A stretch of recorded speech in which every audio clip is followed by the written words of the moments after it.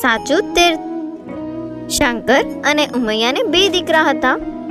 એકનું નામ કાર્તિકેય અને બીજાનું નામ ગણેશ. 2 ભાઈમાં ગણેશ દુંદાળા હતા, નાના નાના પગ અને મોટું મોટું માથું. કાર્તિકેય તો હરણની ફાળે દોડે, પણ ગણેશનું પેટ મોટું પટારા જેવું. દોડવાનું કે કૂદવાનું આવે તો એમને ન ફાવે. એક દિવસ ગણેશ અને કાર્તિકેય વાદે ચડ્યા. એક કહે હું જબરો, બીજો કહે હું જબરો. બેવને લડતા જોઈને ઉમૈયા બોલ્યા, તમે બેવ એક સાથે નીકળીને આખી દુનિયા ફરી આવો, 68 તીર્થ કરી આવો. બેમાં જે પહેલો ઘરે આવે તે જબરો. માને પગે લાગીને કાર્તિકેય તો ચાલી નીકળ્યા દુનિયા ફરવા. એમને ચાલતા શી વાર, પવનની જેમ એ તો દોડે. ગણેશ બેઠા બેઠા વિચાર કરે છે, આ કાર્તિકેયને કેમ કરીને પહોંચી શકાશે?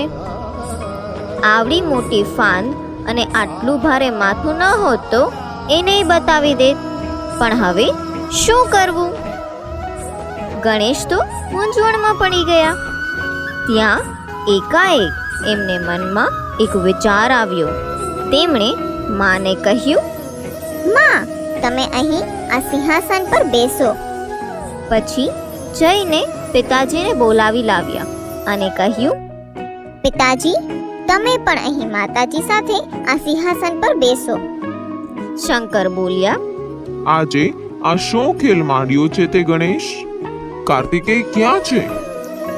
ઉમૈયામાં બોલ્યા, એ તો ઘણે દૂર પહોંચી ગયો હશે. 2 ભાઈ શરતમાં ઉતર્યા છે, જે દુનિયા ફરી આવે, 68 તીર્થ ફરી આવે ને પહેલા ઘરે આવે એ જબરો. આ સાંભળીને શંકરે ગણેશને પૂછ્યું, ગણેશ, તું ક્યારે ઉપડે છે? ગણેશ મલકાયા અને બોલ્યા, પિતાજી, તમે જુઓ તો ખરા. પછી એમણે આસન પર બેઠેલા માતા પિતાની પૂજા કરી અને તેમની પ્રદક્ષિણા શરૂ કરી. 1 વાર, 2 વાર, 3 વાર, એમ 68 વાર ગણેશજીએ માતા પિતાની આસપાસ આંટા માર્યા.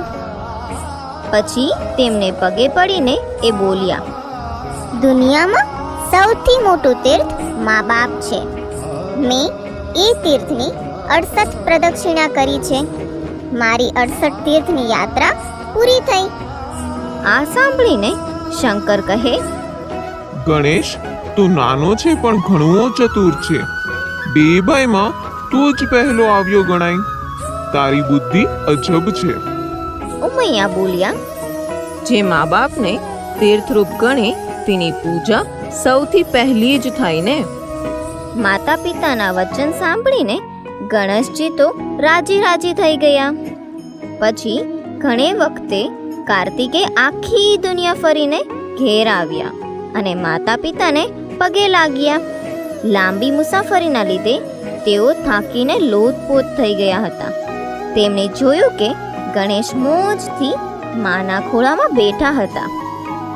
ગણેશ, તું વહેલો આવી ગયો કે પછી નીકળ્યો જ નથી? તેમણે ગણેશને પૂછ્યું. ગણેશ કહે, જીવતા તીર્થ તે મા બાપ. મેં એમની પૂજા કરી એટલે 68 તીર્થ મને ફળ્યા. મારી તીર્થ યાત્રા તો ક્યારની પૂરી થઈ છે.